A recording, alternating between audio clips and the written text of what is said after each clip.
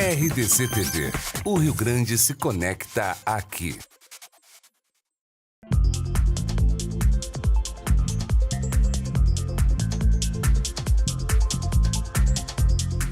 Olá, sejam bem-vindos a mais um Q-Sport. E esse programa, então, que fala de muitas coisas legais e diferentes, vai falar da rotina dos atletas, do caminho que eles fizeram para chegar até aqui, até da sua alimentação e muitas mais curiosidades, né, Gui? É isso mesmo. E hoje vamos tratar de um esporte bem convencional aqui na cidade de Porto Alegre.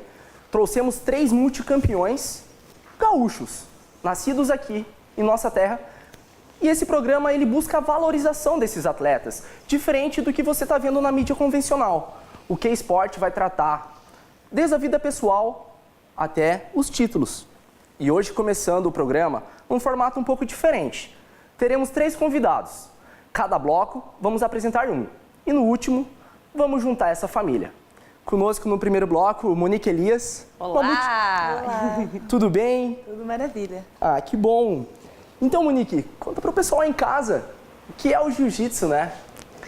O jiu-jitsu é uma arte de ação e reação. É uma arte marcial, significa caminho suave. Então, ela é uma arte marcial suave, digamos assim, dentro do possível, né? Dentro de uma arte marcial. Ela é muito parecida com o judô no início. Nós temos também a parte de quedas. Algumas regras são um pouco diferentes também para as quedas. Só que o judô, quando ele chega no chão, é o momento que termina, né? E o jiu-jitsu é onde ele começa. Então, além da parte de quedas, a gente tem a parte de chão, onde a gente trabalha a guarda, que é uma defesa de costas no chão. Trabalhamos também a passagem, que é quando o jogador está por cima. Onde pode terminar de inúmeras maneiras, pode terminar por pontos, como pode terminar também por finalização. As finalizações são inúmeros golpes, normalmente dados nas articulações dos nossos corpos, ou por estrangulamento. E dizem que tu veio das passarelas para o tatame. Sim. Como que tu iniciou no esporte, né? Então, eu tive o meu primeiro contato com o jiu-jitsu há muitos anos atrás, foi muito antes de eu iniciar. E o meu primeiro contato não foi assim, né, um amor à primeira vista, eu achei meio estranho, eu não entendia aquele agarramento, assim. Aí passou um tempo, passou uns 2 anos e eu conheci o meu atual marido, que também é meu professor. Que é um dos nossos convidados. Que vai estar aqui. Fiquem aí que depois ele vem também. Que daqui a pouco vai se juntar a nós.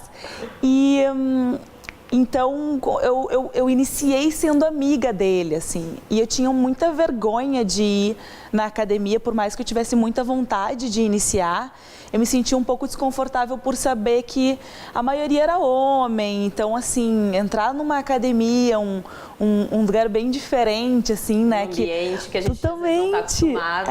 onde a maioria era homem, eu ficava um pouco com receio de ir, assim.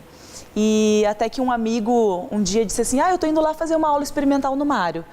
E eu, é agora, vou aproveitar. Eu aproveitei, desde então eu nunca mais parei, fazem 10 anos já. 10 anos. Fazem 10 anos. Bastante tempo. É. E nessa jornada de 10 anos, o que tu já conquistou? O mundo? Tudo. Quantas vezes? Tudo. Não precisa ser modesta aqui, pode dizer. Então, sim, eu tenho todos os títulos disponíveis no mundo hoje. Em todas as faixas, inclusive na preta, e foram realmente 10 anos muito intensos, de muita dedicação e muito alinhado com o amor que eu tenho pelo jiu-jitsu, assim, porque realmente foi uma coisa que mudou completamente a minha vida, né, e para muito melhor. Então, foi muito fácil, muito tranquila essa transição. Foi tranquila, porque todo mundo tem curiosidade de saber como que foi tua transição, né? Porque Sim. tu sai da passarela com a vaidade de todo aquele mundo de modelo, né? Para ir para um mundo completamente diferente e que tu disse muito já por aí que tu preferiu muito mais, tu tinha muito mais amor pelo jiu-jitsu. Muito mais. Como que tu sentiu tudo isso da tua vida antes e depois do E até a esporte? questão da família, né? Como que a família viu isso? Então, como eu fiz essa transição muito num período, foi quando eu tinha 18, 19 anos. Então, para minha família, eles ficaram muito felizes, porque a rotina que eu levava sendo modelo, ela não era tão saudável. E aí eu comecei a me preocupar com a alimentação, comecei a me preocupar com treinar, deixei de sair nas festas, queria dormir cedo para acordar cedo para treinar bem. Então foi uma coisa assim que para eles foi, poxa, sensacional, né? Acho que todo pai e mãe gosta de ver o filho seguindo o caminho mais saudável, né? Então eles sempre me apoiaram, desde o início sempre me apoiaram e me apoiam até hoje. E a outra pergunta que tu fizeste foi... A questão da família mesmo, o apoio. Tu teve total, né? Da minha família foi apoio total. E os meus amigos, assim, a maioria não levou fé nenhuma. A maioria no início, assim, tu não vai aguentar 1 mês, não vai aguentar 2 meses. E eu fui indo, né? Até que estamos aqui, firme e forte. Deixa eu te falar também a questão, tu falou da saúde, de dormir cedo, acordar cedo para treinar. O que o jiu-jitsu trouxe de benefícios para a tua vida? Muitos. Também, assim, como o biotipo de uma modelo ele é completamente diferente da atleta, eu acho que naquela época eu não tinha a saúde que eu tenho hoje. Então, realmente é uma coisa que tem muito a acrescentar. O jiu-jitsu ele já tem uma filosofia que não é só tu ir lá treinar. A gente tem uma filosofia por trás disso, de tu te alimentar bem, de tu ser uma pessoa do bem, de tu praticar o bem, de tu te doar também para as outras pessoas, tudo que tu aprende, tu passar adiante. Então, eu acho que o jiu-jitsu ele contempla todas as áreas da tua vida. E é uma coisa que, quando tu busca a evolução como ser, ele é uma ferramenta incrível para te auxiliar a tu chegar na tua melhor versão. Então, para mim, sem palavras, assim, é uma coisa que eu me encontrei dentro do jiu-jitsu e eu vejo, hoje em dia, muitas outras pessoas também se encontrarem. E quando a gente vê, às vezes, assim, algum amigo que precisa de alguma ajuda, a gente vem para o jiu-jitsu, que a gente te ajuda lá, vai ser bem melhor, tu vai te encontrar. Vai gostar. É o melhor tratamento. Deixa eu te falar, assim, antes de um mundial, tu até me fala a data, tu teve uma lesão no quadril. Sim. E depois 2 no joelho esquerdo. Como é que foi esse processo da lesão? Tu já tinha sido campeã mundial, tu estava prestes a ir para um campeonato. Como que tu trabalhou a mente nessa questão? Na verdade, a gente acaba passando por períodos, às vezes, quando tu compete muito. Como eu disse, eu fiquei 10 anos competindo tudo. E aí, quando eu cheguei na preta, eu lutei tudo que tinha para lutar e todos os campeonatos que eu conquistei, eu fui deixando um pouco de lado a competição e focando nos principais campeonatos, no Pan-Americano e no Mundial. Eu acho que eu precisava de um desafio maior para conseguir realmente, assim, treinar com a mesma vontade de sempre. Porque uma vez que tu é campeão mundial, tu dá uma relaxada, sabe? Tu, pronto, consegui, realizei o meu sonho maior. Então, assim, claro que depende de pessoa para pessoa, mas eu posso dizer por mim que eu fiquei um pouco acomodada. Então, eu acho que foi um desafio, assim, que seja lá qual for a crença que Deus, que o universo colocou no meu caminho para me dar um gás a mais, assim. E eu estava um pouco na dúvida se eu ia lutar o Mundial esse ano. E quando eu comecei a sentir a crise do quadril novamente, nossa, agora que eu tenho esse obstáculo de talvez tu não possa lutar, agora que eu realmente quero. Então, eu acabei tendo que trocar de categoria por conta de ter que diminuir um pouco o ritmo de treino, né? A lesão realmente prejudicou um pouco, assim, o meu treinamento. E fiz o que estava no meu alcance. E mesmo com dor, assim, eu fui porque eu sabia que ia valer a pena, sabe? Mesmo que eu não ganhasse, mesmo que só por estar lá, só por seguir aquele caminho de estar treinando, de estar com os meus colegas, essa coisa toda, me motivava. Então, eu acho que foi uma grande motivação, assim. Mas, dependendo de como a pessoa pensa, pode ser uma grande limitação, um comodismo, né, assim. E hoje Eu já imaginava antes que iria valer a pena, mas agora eu posso afirmar, porque já passei por isso. Valeu a pena. E valeu muito a pena, muito. foi muito bom. Tu disse que tu te motivou por muitas pessoas em diversas fases, mas tu tens completa noção que tu é uma motivação para muitas outras pessoas, uma inspiração para diversas pessoas, mas principalmente também para mulheres na vida e também dentro do esporte do jiu-jitsu. Como tu se sente sendo uma referência, uma inspiração para tantas pessoas assim?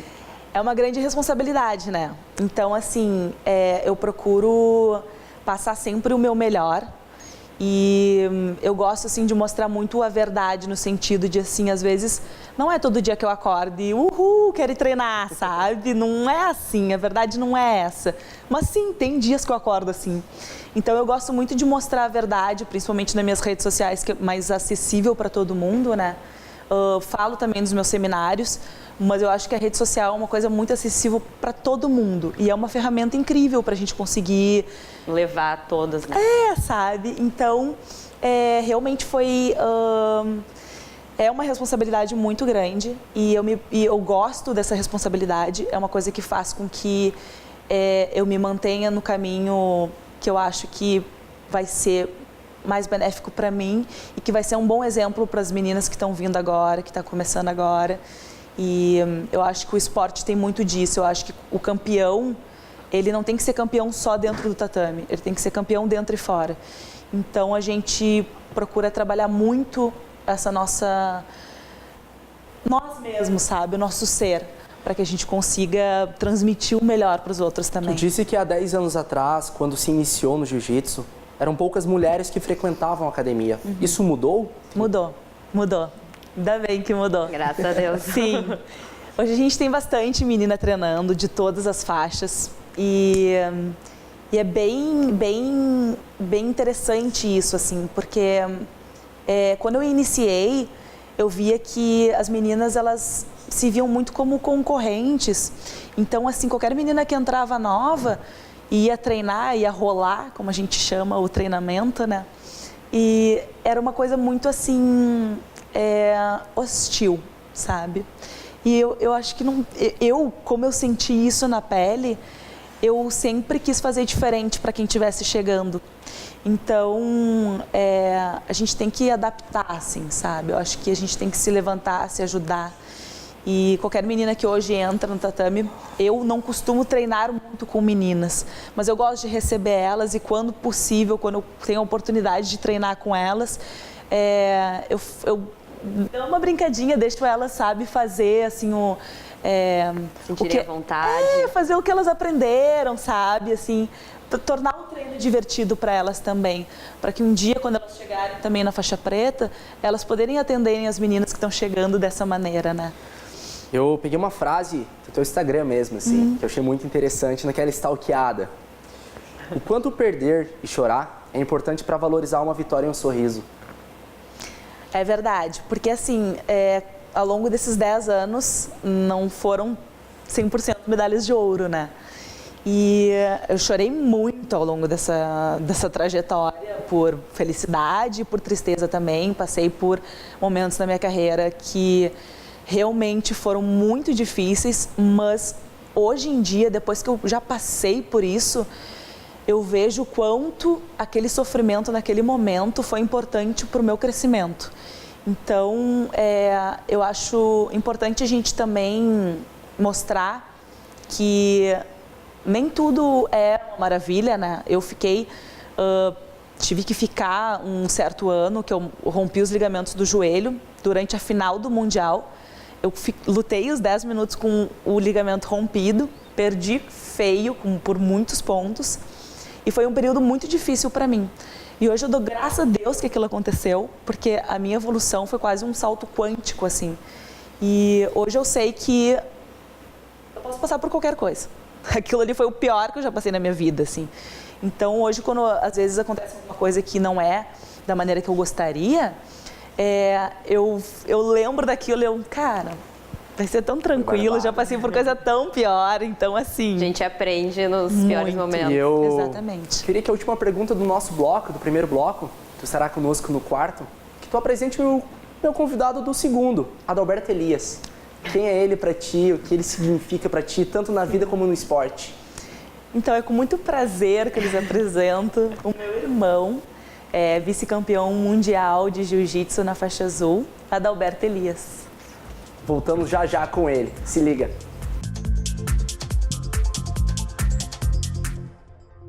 Voltamos com o K-Sport e agora temos um convidado muito especial aqui do nosso lado.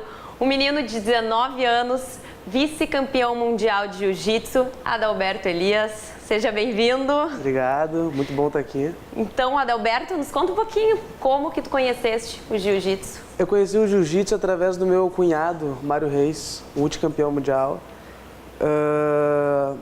Uma vez ele foi na minha casa, né, recém quando ele e minha irmã estavam namorando. Aqueles ciúmes. E aí eu, quem é esse cara? Vamos ver quem é. Fui pesquisar no Google, aí eu vi cheio de medalha, cheio de foto, cheio de vídeo. E eu, que irado. Comecei a conversar mais com ele e ele foi me apresentando o jiu-jitsu e eu me apaixonei por isso. Até então, tu não havia tido contato com nada de lutas, esportes? Eu já tinha contato, sempre quis lutar, mas queria lutar Kung Fu, Karatê.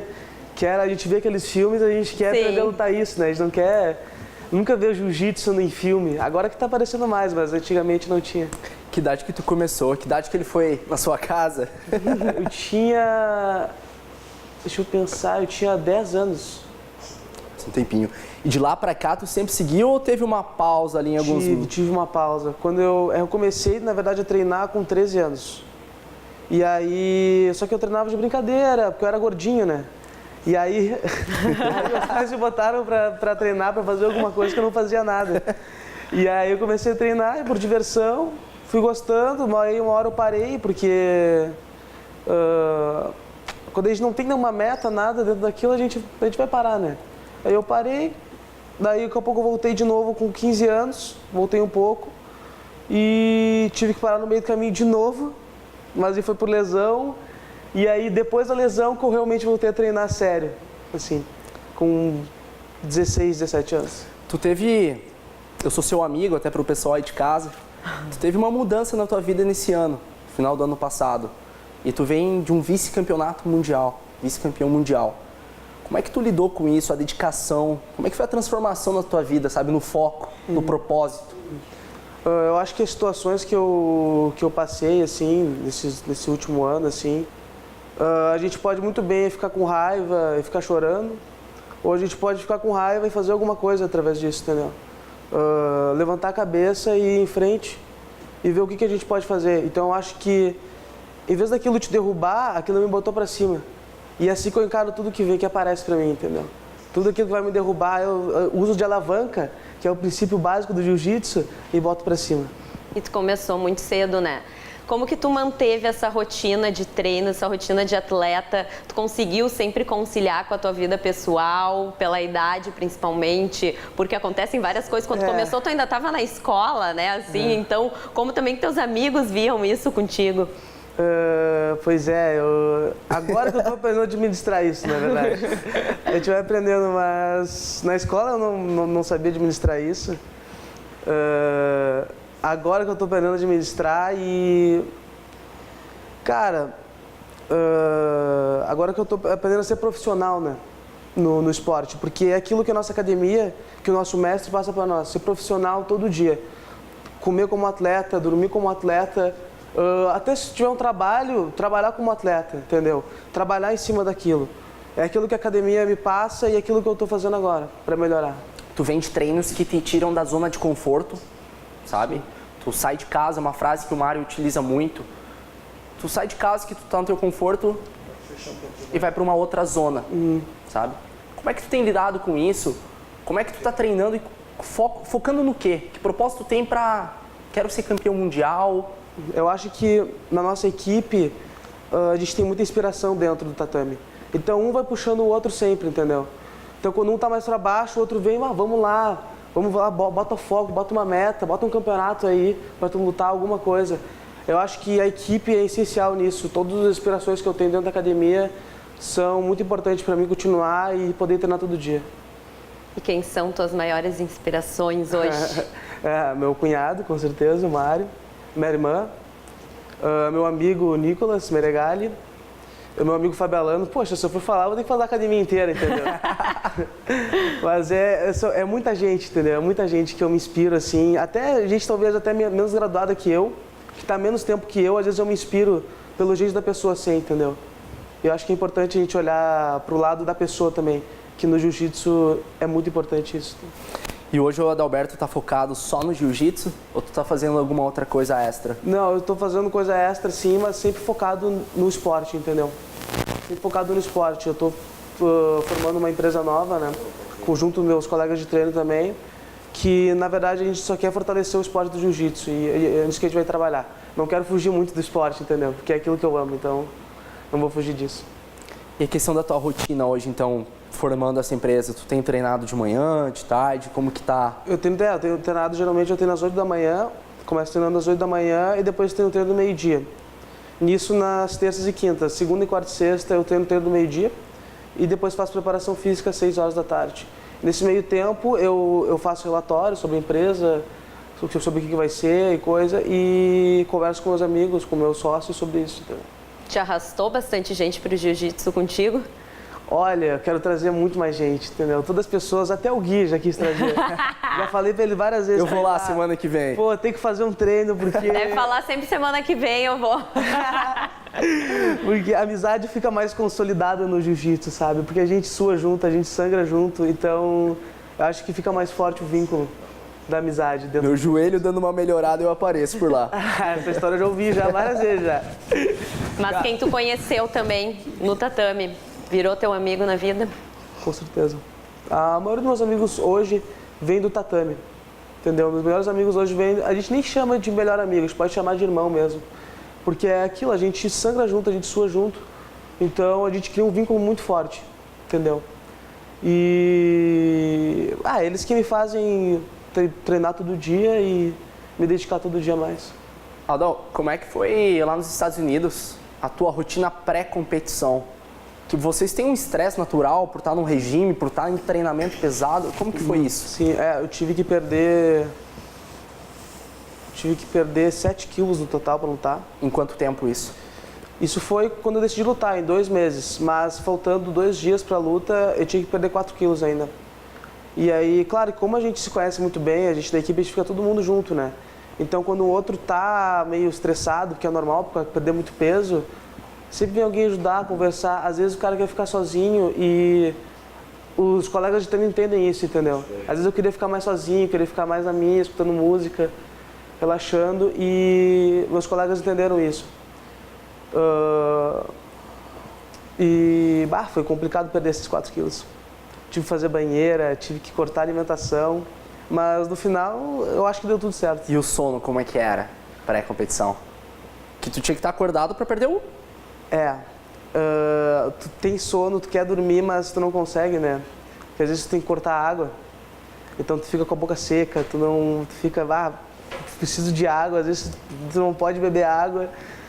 E às vezes eu boto uma música e fico meditando, fazendo alguma coisa para relaxar. E eu, como a Monique te apresentou, o nosso próximo bloco, Mário Reis. Quem é ele no esporte? Ele pra mim, é uma das maiores inspirações do esporte, para todo mundo. Dentro do esporte, ele é um dos maiores professores do esporte. Hoje em dia, para mim e para várias outras pessoas, é o melhor coach da história do jiu-jitsu. Multicampeão mundial, Mário Reis. E o que ele mais te ensinou na vida? Cara, ele me ensinou a viver, entendeu? Porque apesar de tirando o jiu-jitsu, ele é um irmão pra mim, entendeu? Talvez até um irmão mais velho. Então, em vez dele me ensinar só o jiu-jitsu, ele me ensinou também o jeito de viver, o jeito de me alimentar, o jeito de fazer as coisas certas e fazer bem feito. E no próximo bloco, aqui no Que Esporte, aquele programa esportivo que trata de todas as modalidades alternativas ao futebol, Mário Reis.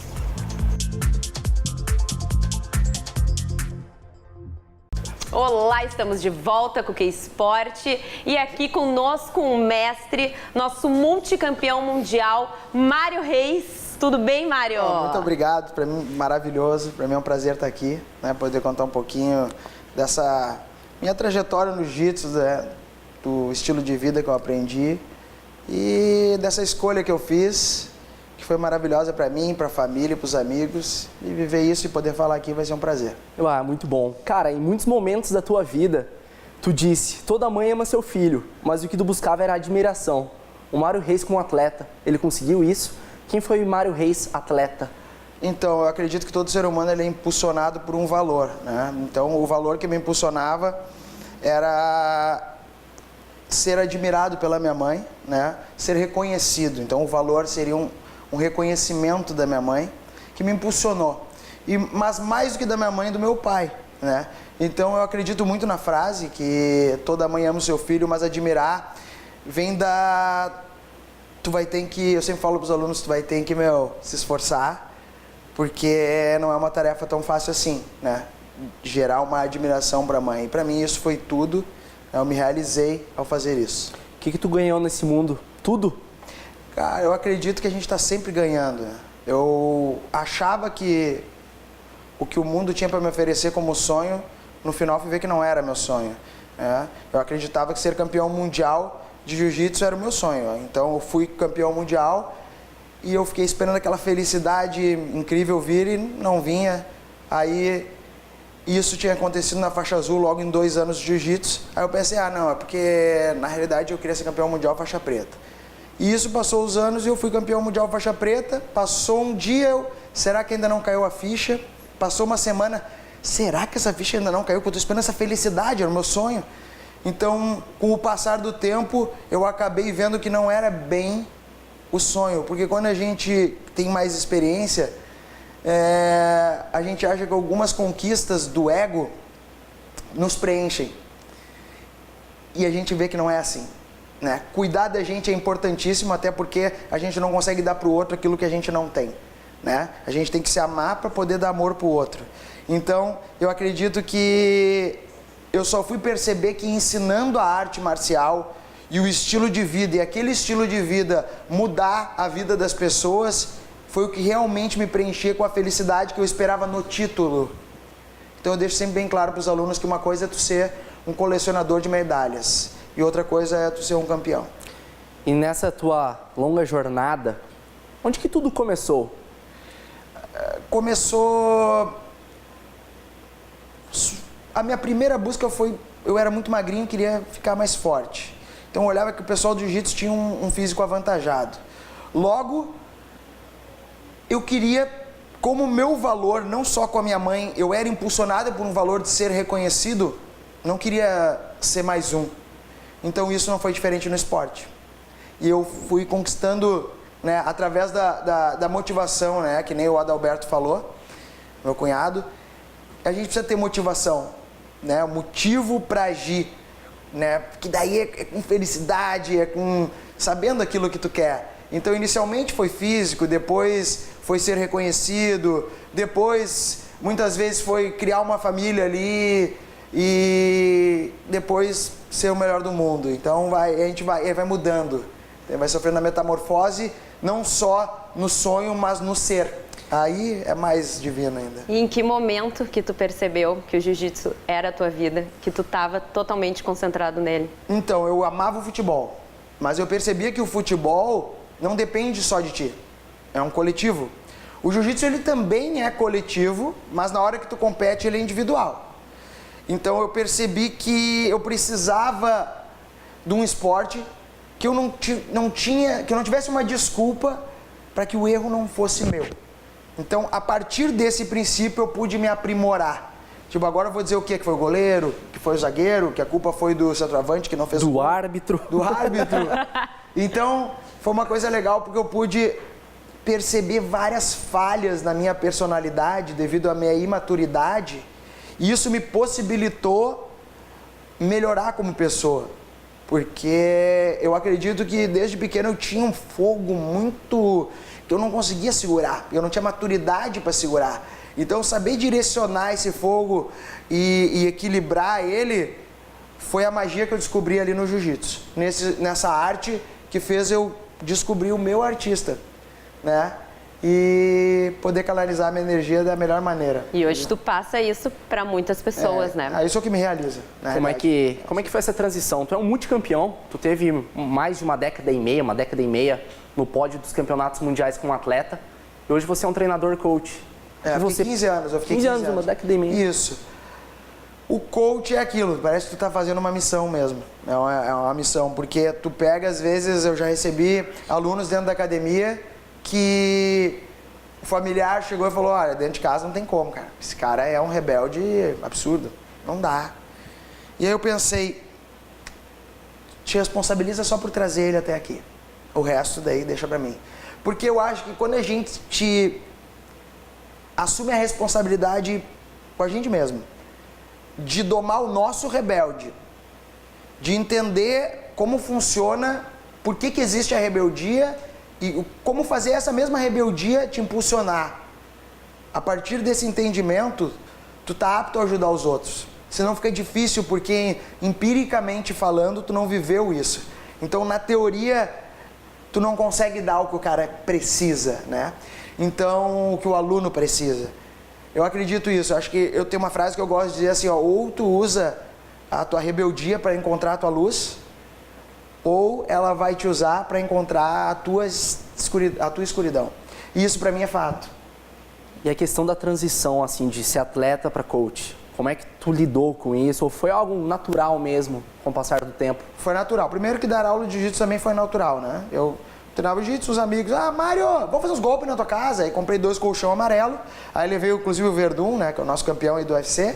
Te perguntar dele depois. Exato, aí começamos ali a brincar naqueles colchões. Pô, meu, tu me falou que tinha tatame aí, quando vê, pô, 2 colchões, e aí começamos a brincar. Quando vê, tomou uma proporção que eu tinha 83 alunos em um ano dando aula. Alunos que iniciaram sendo amigos, e até hoje, na verdade, são amigos, alunos e amigos, faz parte do nosso ambiente também. Mas aconteceu tão natural que o próprio business não foi uma intenção, bem como o coach. O coach foi uma coisa natural por sentir aquele negócio do sonho que eu recém falei, que é demais, cara, pegar a tua família e tu ver, e cada um, o mais interessante é que cada um tem um tempo para ir mudando. Não é o tempo que tu quer que ele mude. Então tu tem que entender isso e deixar a pessoa ir mudando no seu tempo, sempre acreditando. Tu não pode deixar de acreditar. E eu acho que esse treinamento que o jiu-jitsu me deu, a oportunidade comigo mesmo, me possibilitou que fosse uma coisa natural, sabe? De gostar de ensinar aquilo que tu ama, meu. Aí eu via tanta gente trabalhando e voltando estressado do trabalho. Meu, pô, fiz um dinheiro, mas sabe o que é, sabe? Pô, tô super estressado, eu preciso relaxar. E eu pensando, pô, eu não tenho isso. Nem encaro como trabalho. Pra mim isso não é trabalho, isso aí é uma diversão. Estilo de tomando vida. chimarrão, dando aula, conversando sobre a vida. Então, tudo envolve ali um tatame, né? Uma complexidade mágica incrível. Eu vi que tu relatou em algum dos teus milhares de vídeos sobre o início da tua carreira, acho que como professor, assim, que tu diz que tu motivou um aluno pelo elogio. Que tu não desmotivou ele, que tu usou isso para incentivo para ele conseguir realizar o treino. Como que tu leva isso? Porque eu achei incrível, porque hoje a gente vai num lugar, as pessoas só sabem apontar os defeitos, não sabem incentivar elas através de qualidades. Como que tu levou isso para os teus alunos e como que tu leva isso na vida, incentivar através do elogio em cada fazer das pessoas? Eu acho que isso é uma coisa natural minha, porque eu acredito que tudo que tu faz com o valor verdade. Existem coisas que tu faz que não é verdadeiro, que tu tem que vencer a tua natureza ruim para fazer. A tua natureza egoísta para fazer. Isso é uma coisa, foi um tanto quanto natural. Primeiro iniciou como um desafio, porque eu vi que o nosso mestre, ele botou um primeiro professor para dar essa aula. Esse professor olhou e falou assim, isso daí não tem como, né? O rapaz era um rapaz especial. Aí logo ele deu a oportunidade para o segundo, ou seja, eu nem estava sendo cogitado a querer cumprir essa meta. O outro tentou e falou, professor, não dá. E daí eu peguei, professor, posso? Daí ele falou assim, mas tu é competidor, cara, tu quer dar. Eu falei, deixa eu tentar. E aí eu comecei no elogio, no sentido de, eu fragmentei a aula dele E cada micropasso eu ia me deslumbrando por ele. O ser humano, não interessa se ele é especial, o que ele vive naquele mundo interno dele, todos amam ser apreciado. O ser humano ama ser apreciado. Então foi o que eu fiz. Eu comecei a apreciar ele com tanta conexão naquela energia da apreciação, que ele começava a rir e a aula começou a se desenvolver. Quando eu dei uma aula exatamente igual como eu dou para um adulto normal. E se sentir bem fazendo aquilo, né? E aí quando dá totalmente prazer puro, né? Uma completude mesmo. Aí eu peguei, acabou a aula, falei, pessoal, encosta aí na parede, posso mostrar a aula aqui? Daí peguei, fiz ele dar um show, né? Ele saiu dali, tipo, mega realizado. Então eu acredito que muito é isso. Muitos esperam para comemorar no resultado final daquela meta.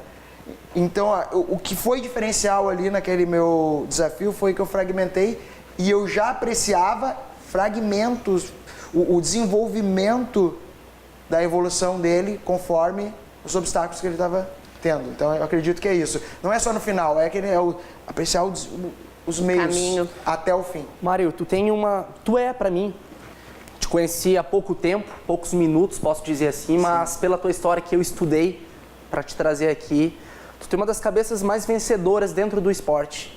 Como tu adquiriu essa mentalidade vencedora?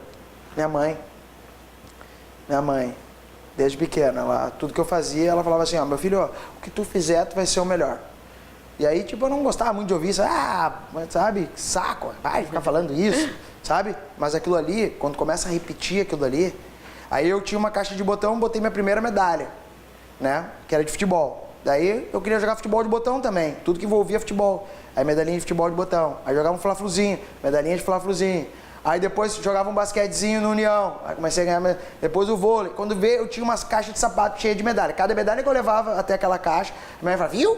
Eu te falei, tudo que tu fizer, tu vai ser o melhor.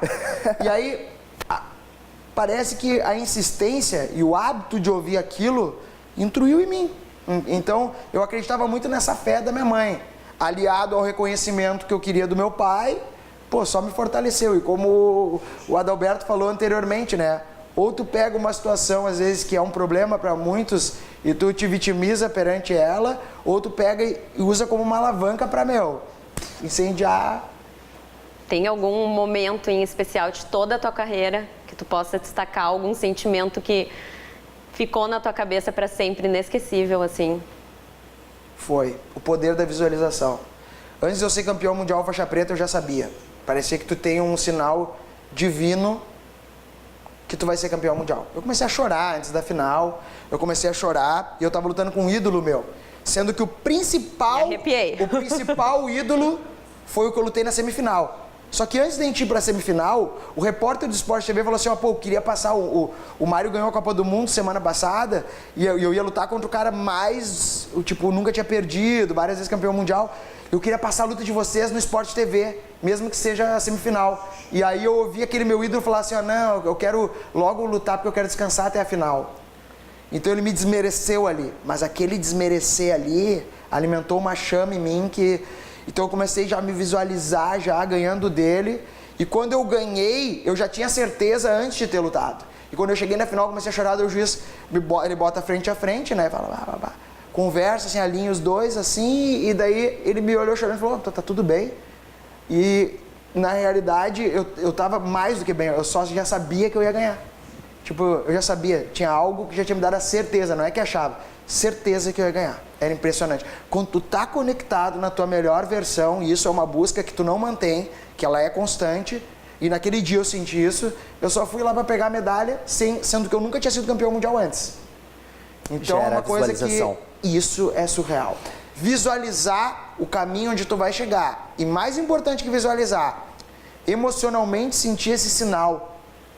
E o prazer é surreal. É uma coisa assim, maravilhosa. Cara, tem outros momentos assim. Teve um dia que eu estava correndo na beira da praia também com meu cunhado. E eu tive o prazer de...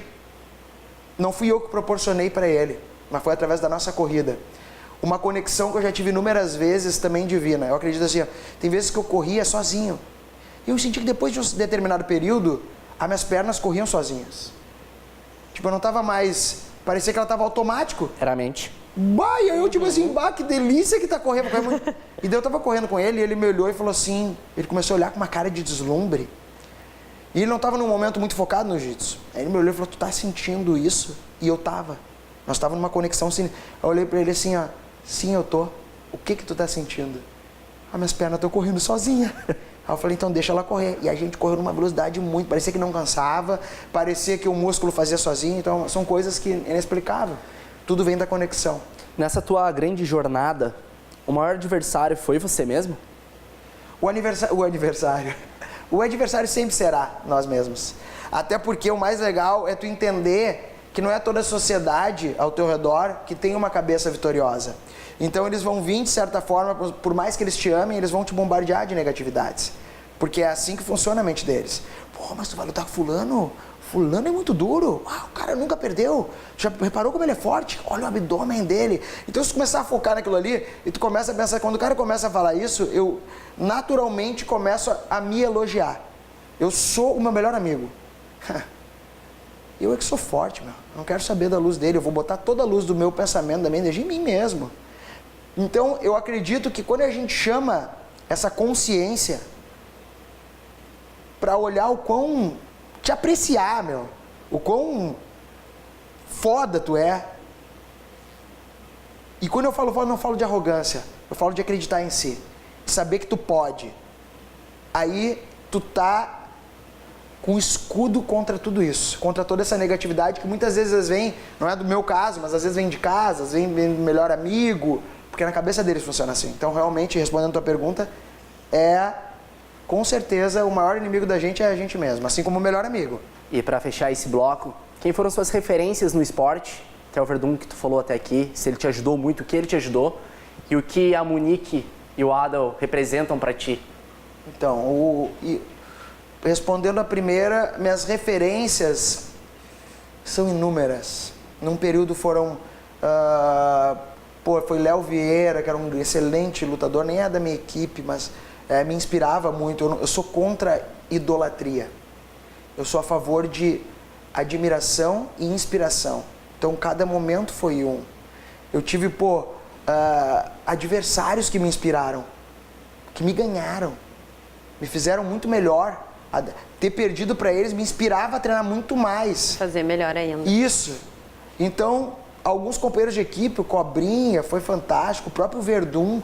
Tinha muita gente que falava assim, o Verdun, muitas vezes ele entra pela porta dos fundos em alguns eventos. Não sei como. Sabe o que é? Eu penso que a vida, o universo, ele conspira a favor dos bons. O Verdun, ele é um cara que desde sempre ele ajudava pessoas que ele nem conhecia. Um dia ele conheceu um aluno meu que não tinha dinheiro para pagar o hotel. E ele falou, não, eu vou dormir no carro. Nós indo para lutar um mundial de carro, vou dormir no carro, não, eu pago pra ti. Mas não conhecia o cara. Então tu vê que a vida abraçou o Verdun de uma forma, porque ele sempre foi um valor solidariedade natural da essência genuína dele.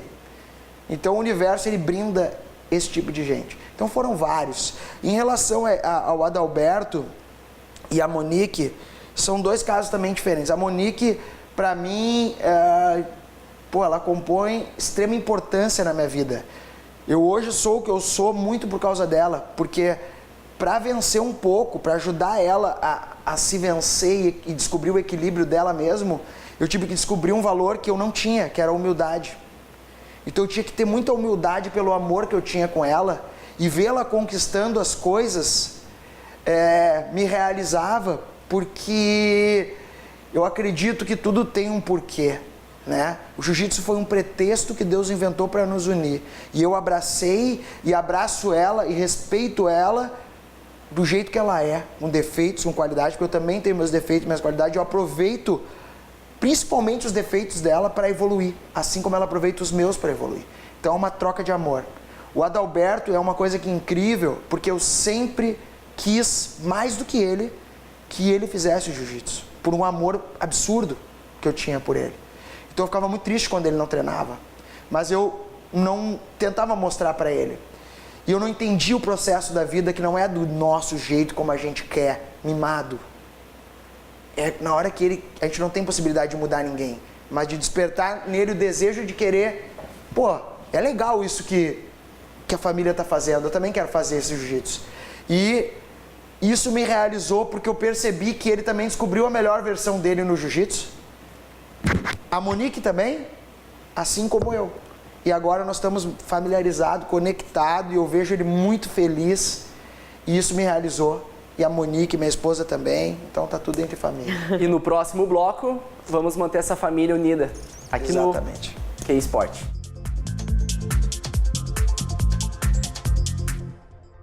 Estamos de volta agora no nosso último bloco com esse programa que traz outras modalidades diferentes e hoje em especial jiu-jitsu, agora com essa família maravilhosa, completa aqui, nossos campeões, amados, queridos. E aí, pessoal, como é também treinar em família, tá todo mundo no meio, como vocês sentem isso? É muito orgulho ou às vezes dá insegurança?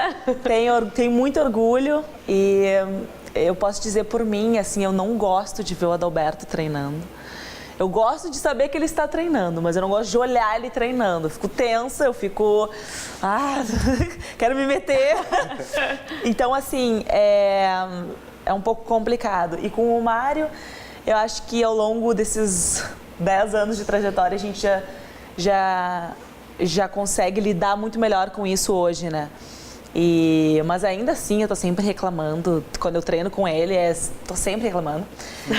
Que nem ontem até eu falei no tatame que uma coisa é volta e meia eu tomar um chute de alguém, vai ser um tipo de escândalo. Agora, se a mesmíssima coisa acontecer treinando com ele, aí, meu Deus, né? Aí é 2 semanas reclamando.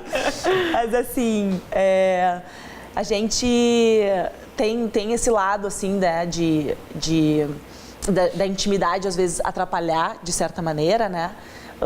Mas é muito bom ter ele sempre também em casa. Então, às vezes, assim, o treino foi difícil, às vezes eu tô passando por um dia um pouco mais complicado dentro do treinamento e aí eu tenho ele para conversar. E uma pessoa que já tem uma trajetória, já tem uma carreira, tem uma bagagem muito grande para poder realmente auxiliar. Mário, então...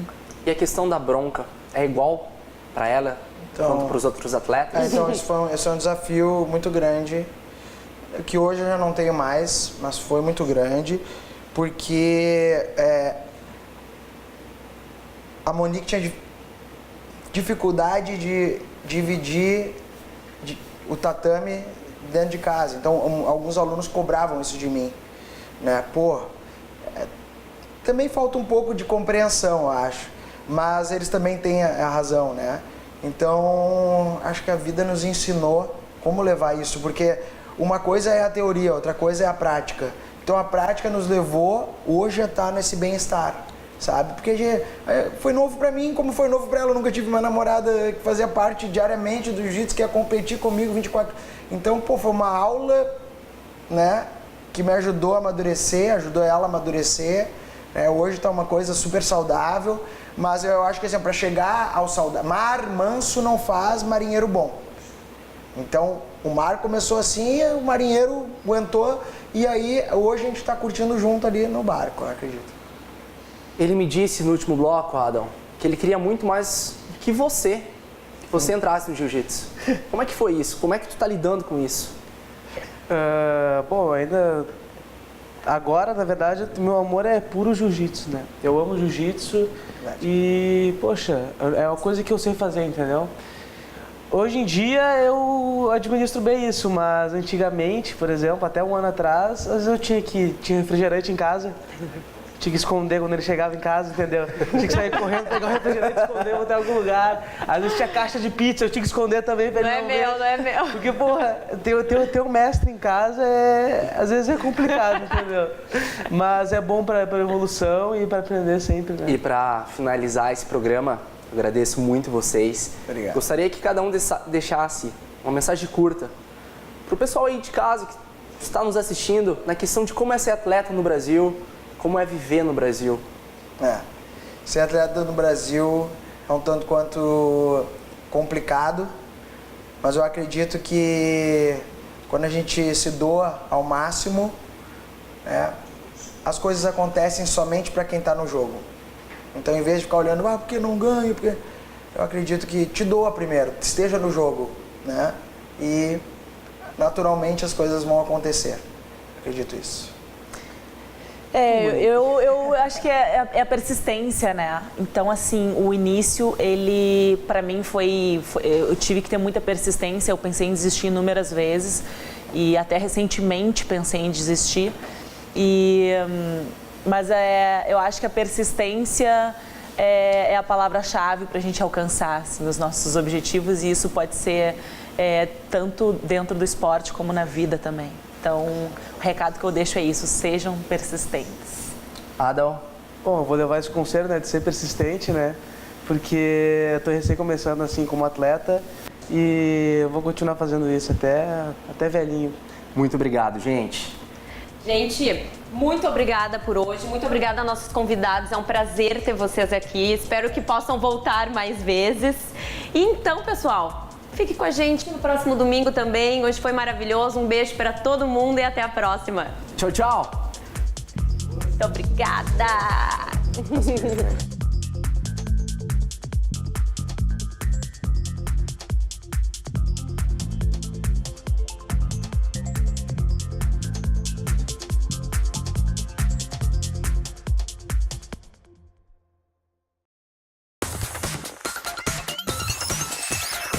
RDC TV. O Rio Grande se conecta aqui.